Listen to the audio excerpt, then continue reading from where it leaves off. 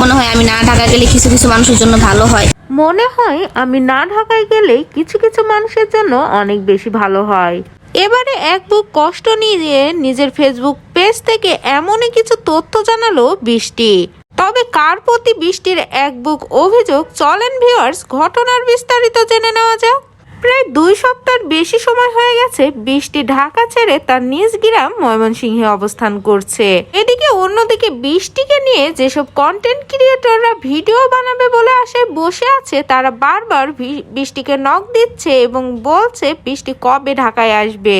আর সেই প্রশ্নের উত্তর দিতে গিয়ে বৃষ্টি জানায় যে বৃষ্টি কবে ঢাকায় যাবে এটা এখনো শিওর না, তবে বৃষ্টিরও ঢাকার জন্য অনেক বেশি মন পুড়ে। বৃষ্টি আরো জানায় যে আমি ঢাকা না গেলে কিছু কিছু মানুষের জন্য অনেক বেশি ভালো হয়। অনেকেই তো আবার কন্টেন্ট ভিডিও বানাচ্ছে আমি নাকি ঢাকায় চলে গিয়েছি, কিন্তু না, আমি এখনো নিজের গ্রামের বাসায় অবস্থান করছি। তবে বৃষ্টির দেয়া এই অভিযোগ যে রনির বউ নীলাকে নিয়ে, সেটা আর বলার অপেক্ষা থাকে না, কারণ নীলা এর আগে জানিয়েছে রনির সাথে আর কোনো মেয়েরই ভিডিও বানাতে দিবে না। আর যেহেতু বৃষ্টি একবার গ্রামের পাশে চলেই গেছে, তাই রনির বউ আর চাচ্ছে না বৃষ্টি আবারও ঢাকায় এসে রনির সাথে ভিডিও বানাক। তাই বৃষ্টি নিজের ক্ষোভ প্রকাশ করতে ফেসবুকে এসে সব কথা জানালো। বৃষ্টি আরো জানায়, আল্লাহ আমাকে অনেক বেশি ধৈর্যশীল বানিয়েছে, না হলে কি একা একটা মেয়ে মানুষ, তাও আবার ছোট কাল থেকে আমার সংসারের হাল ধরতে পারতাম না।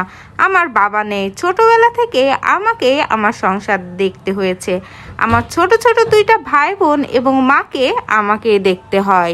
অন্যদিকে কিন্তু রনি বৃষ্টিকে ছাড়াই অন্য একটি মেয়ে মডেলকে নিয়ে বিভিন্ন রকমের কন্টেন্ট বানাচ্ছে এবং মিউজিক গানের ভিডিওতে ব্যস্ত।